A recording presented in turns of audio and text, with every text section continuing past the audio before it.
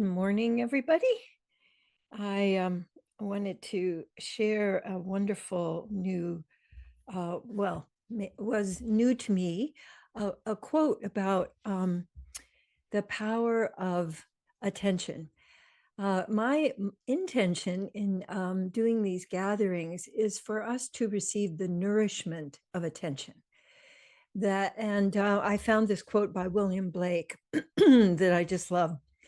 And we are put on earth a little space that we might learn to bear the beams of love. So let me just say that one again. So, like you're letting yourself, excuse me, beams of love. And we are put on earth a little space that we might learn to bear the beams of love. So, William Blake was really a remarkable person. And Gay and I were in London many years ago, and we went to the Tate Gallery, and they had a William Blake exhibit. So it was just astounding. But the thing that was most astounding was over in the corner of one room under glass was this drawing that he had made. And the person looked like he had come out of one of the alien movies. It had that kind of forehead, and the uh, the um, the, uh, what he said on it was, the man who taught Blake to draw in his dreams.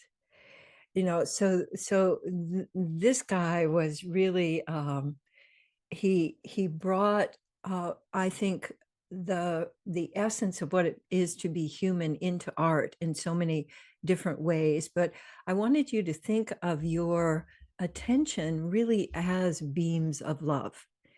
And what is, if you thought of, and I saw a couple of statistics in the last week that let me know how important what we're doing is, because now the average human attention span used to be 8 seconds, and now it's 6 seconds. So the person's ability to sustain where they're choosing to put their attention lasts on average for 6 seconds. And the other thing they're finding is that from the use of smartphones, that people's ability to attend, their ability to use their attention has also narrowed. Like if you think of an aperture of a camera, that the average human's aperture has actually shrunk. So that means what you're able to observe, what you're aware that could be seen has also shrunk. So my sense is that the practice that we're doing, particularly of shifting our attention, has so many practical advantages, like being able to know where you're located and have situational awareness, and be able to move into the open spaces.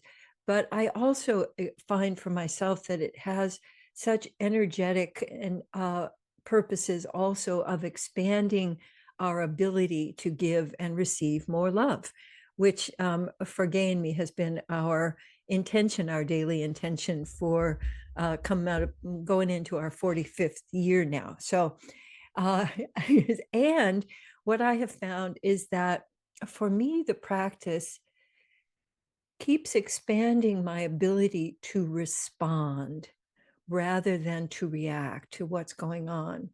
And so as soon as I realize that I'm stuck in any way, the first thing that I do is shift my attention. So I wanted to invite you to tune into you and your world and notice if there's something that you've been stuck on, like you keep coming back to it. You move away into something, but you keep coming back to it.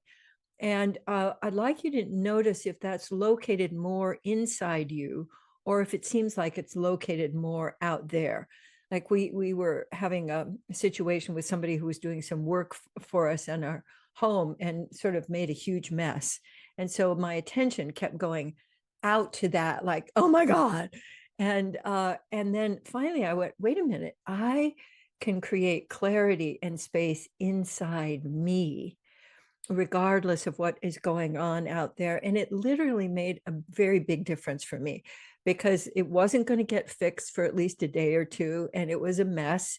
And I could keep going, "Rah," but I actually found that simply shifting my attention, especially shifting my beams of love and inside me and then out and around me, I created then for myself a little oasis of space. So I want to invite you to uh, tune into someplace where you feel stuck, and notice where in you that stuckness resides. And I would like you to send beams of love around, in, through, under, fluffing it like a pillow, and then sending those same beams of love out into the world for wherever you might notice something beautiful, a color that you particularly like.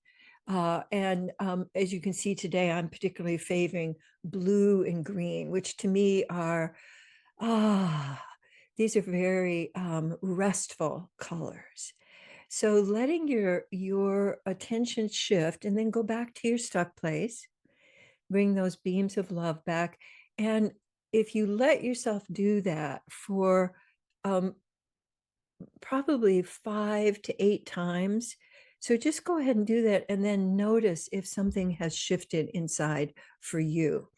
So I'm going to be talking to you, but I want you to just keep going ahead and doing that, shifting your attention. And I notice as I'm doing that, that I experience a slowing down, and I feel more of my breath. I can notice my breath, and my breath begins to shift.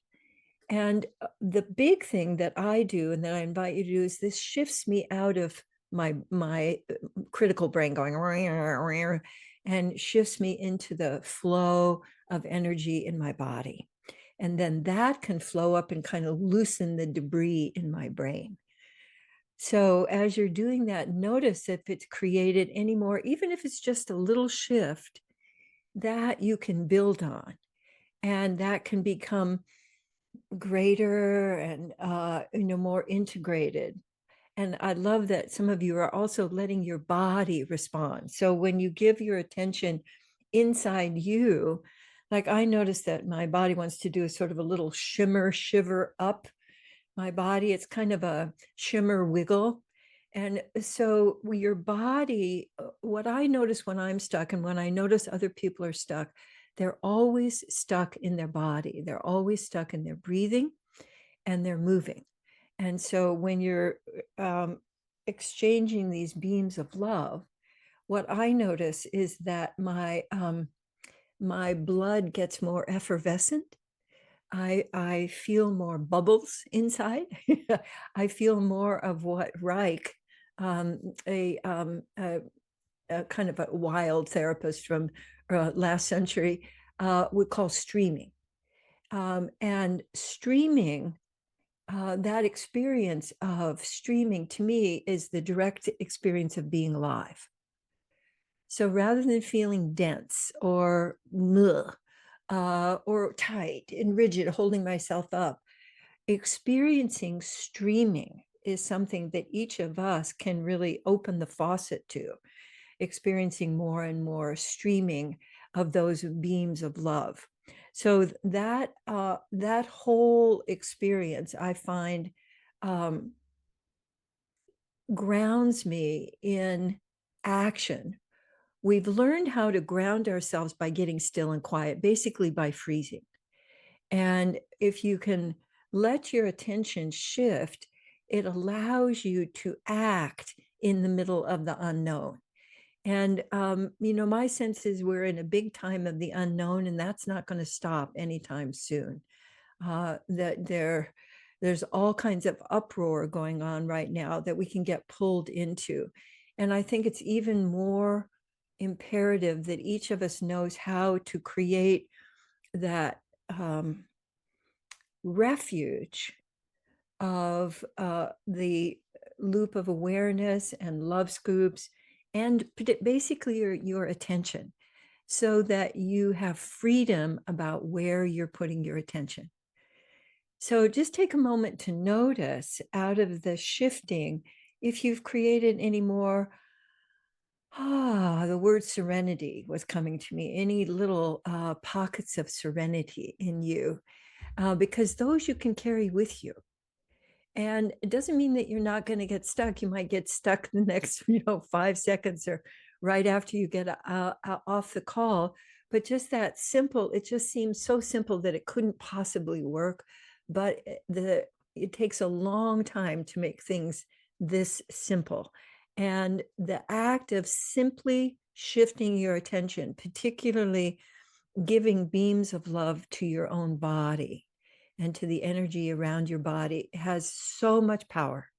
And to shift you in that moment, and then you can build on that. So having practiced this for over 40 years, it is now, I feel so grateful to have the practice and to have the practice with you, because the acceleration of our combined energy allows each of us to get more juice.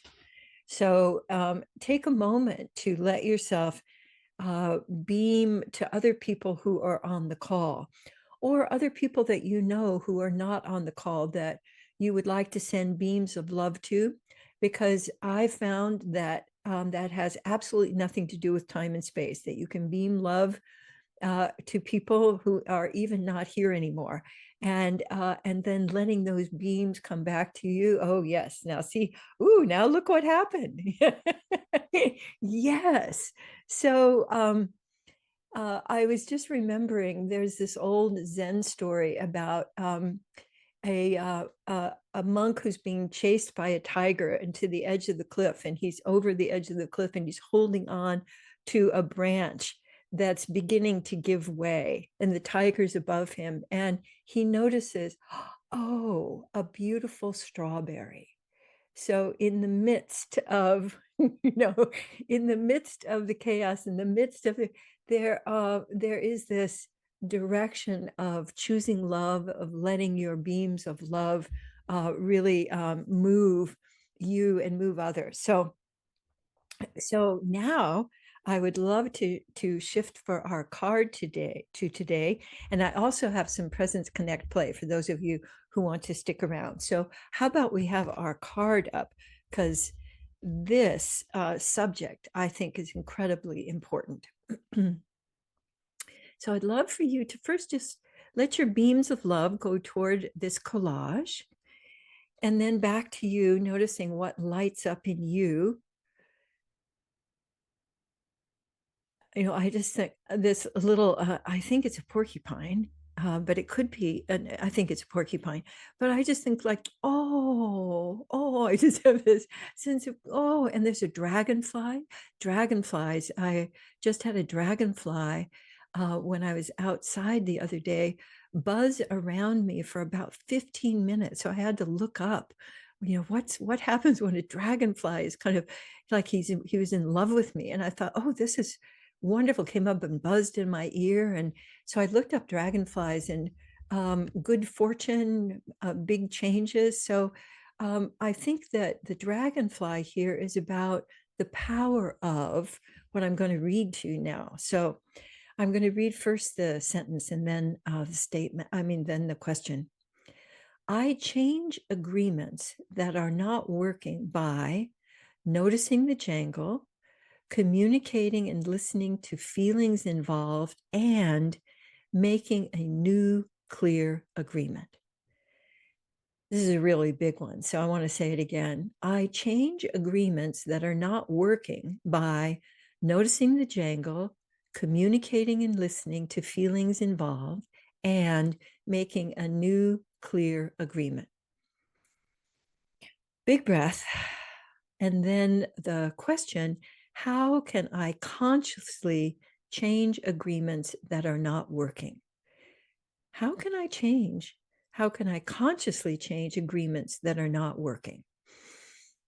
So let's take a little bit of time with this one, because what I'm noticing, particularly recently, is that many people that I interact with are getting real loose and sloppy with their agreements. Like basically, not showing up late, showing up late without, making any agreement about that or any notice about that. And for me, the reason I'm bringing this up now, because I think agreements are the foundation of our living in integrity. And they're actually sort of the foundation of the house that you would be building, the new structure, the new inner structure that you would be building. So paying attention to agreements for me is like my canary in the coal mine. If there's a wobble in agreements, there's going to be a wobble in everything else. And I've noticed that people, um, the basic thing that people don't know how to do, well, first of all, choosing agreements that they want to make, that's a whole other one. But if an agreement is not working, there's a way in which people just put up with it, or, oh, well, they're, or make excuses, or get mad but don't say anything about it. And when an agreement is not kept, you've basically lost your connection. So agreements allow us to co-create together. And without clear agreements, we don't know what to do or what happens if, and so I think a lot of that is going on right now. And I wanted to underline the aspects. Well, first of all, how do you know an agreement is not working? So for you, and for me, I think that's really worth your thinking about that. I don't feel good when I'm around this person, or they said they were going to do something and now they're doing something completely different, but I don't want to lose their friendship. So there are all of these considerations that I think are really sticky right now. So the things I've noticed really make a difference is that I notice the jangle. So I want to invite you and anybody who's viewing this to let yourself notice, how do I know that an agreement is not working? So for me, there's a jangle, and usually I get, because I don't, I generally don't get irritated, but I notice if I'm, getting the jangle, for me is the kind of going, "Rrr." It's a little, "Rrr." And I tend to get judgy, like, like, how come you don't know? I mean, this is just the way they, oh, they go, oh, we have an agreement jangle. And very often people have a different understanding of what an agreement is. We made an agreement. No, we didn't. There was just a loose. So that means that that you've frayed. And so I felt, and then the other person felt. So feelings, and we avoid feelings. So and so if you have an agreement that's not working, you are going to have feelings about it, and the other person or people are also, and there will be something to communicate. And those have to be handled first before you change the agreement. You can't just jump over that and go, oh, okay, oh, I'm sorry, let's make a new agreement, because you're likely to just do the same thing over again. If you have a pattern or they have a pattern with agreements. And so listening to that can be what I would call a difficult conversation, but it is an incredibly necessary conversation, because right now, if here in the States, we just had a Supreme Court decision come down that basically has indicated that the way agreements have worked for the last 240 years is no longer. So for me, taking responsibility for my agreements is a choice. It's something I can do, rather than going, oh my God, and complaining about it. So, okay, in my world, the things I can control, making my agreements impeccable. But we're also talking about, because I've done that for years. But what about when somebody I'm interacting with is not impeccable about agreements? What do you do then? And so my sense is by operating here, by communicating, listening to the feelings involved, and then making a new clear agreement, that is a way that we can all educate each other to behave in a way that promotes integrity. And the rest of it, I'm going to do everything I can to vote, et cetera, et cetera. But in my own personal life, I want my beams of love to be able to reach other people. And that also happens when we have clear agreements. When agreements are clear, we can exchange creativity, co-creativity, build together. But when they're not, we literally are building our house on sand. So everything will start to shift. And so bringing attention to this, I think, is so incredibly powerful. And, this card I would keep by my desk, for the next 6 months or so, so that you can be coming back to a grounding for having a life that works for you. So that's what I'd like to explore with you. And I'm now pulling up Present Connect Play so that we can explore that together. So for those of you who may be new, we have an app that's called Presence Connect Play. And we now have a website that has lots more information about each one of the skills and how to dive more deeply into it, little videos. And so I'm really excited that we're expanding this resource for people, because living in integrity and with Presence Connect Play, to me, is a whole new model, rather than the drama triangle of the villain, victim, and hero, which is what's going on all over the world right now. This is how I would like to live, is presencing and then connecting and then playing and collaborating. And I've been doing that as I go around the world for several years now. And so I personally am having a great time. And the people with whom I interact, as long as we don't have an agreement wobble, we're having a great time. And then we have a conversation about agreements. So presence, the invitation for presence, is to get curious with there are memes that are coming out now that I just love, because they're talking about the power of and there's research now on and I go, yep. Here we go. So once again, research is supporting this move that is so valuable. So I'd like you to first think about something that you're worried about, or that you're feeling critical about, and just notice the experience of getting critical or judgmental with yourself or the world, and the experience of that inside you.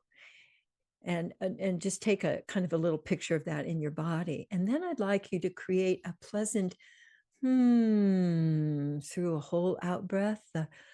And while you're doing that, I'd like you to try to get critical. And I challenge you, because you can't do it. So for that moment, you're literally shifting. It's like an inner loop of awareness. You're shifting from critical to and that actually shifts you to your wonder brain, which is really the heart of taking responsibility, is moving from criticalness to wonder. And so incorporating the for me, I immediately am experiencing more presence and more flow of my aliveness. So I love that particular one and invite you to incorporate that widely throughout your day. Now, connect says listen appreciatively. Now, we have a ton of stuff about how to listen, whole body listening. But the key to it, and one that can also help you to shift in the moment, is to shift into appreciating. That is, into sensitive awareness, like you see something going on, you don't quite know what it is, but there's that you're bringing your to your listening, that sensitive awareness and appreciating. So what is there that I can genuinely appreciate about this, is a beautiful way to connect. And even if you're just doing that inside, I find if I'm listening and I'm intending to appreciate in my listening, rather than who gets to be right, and all of the other things that we do in unconscious listening, it opens up that space of connection where we can join and weave, so that we can then co-create and collaborate. And then play is something that's a little bit new, which I really love, is bodify your experience for a moment before speaking. So let me just say that again, bodify your experience a moment before speaking. So in fact, go ahead and just notice what's going on for you right now inside, and just give yourself a moment to bodify that, however that wants to come through you. And I find if I do that, then my words come from my experience rather than from my head. And so it's another quick way of shifting into letting my whole body communicate rather than the narrower and narrower and narrower communication channels that most people have trying to fit themselves into these days. So those three can also be combined. And when you combine, you have your presence, connect, play, intentions. I find that my ability to both enjoy my communication and to communicate more effectively really expands. And also, that's where the magic comes from. So instead of, trying to figure it out, if you let yourself come into your whole body experience of flow, that's where new choices and new solutions and magic can come from. So, I wish you a week of magic and enjoyment and presence, connect, play, and letting yourself shift when you get into those stuck places, especially with agreements, so that you can join with others to create a sense of we can move through this. We can move through this with these very basic choices. So I'm going to take my leave now, and thank you so much for being in this exploration. And please stay and have big talk. And I look forward to seeing you next time.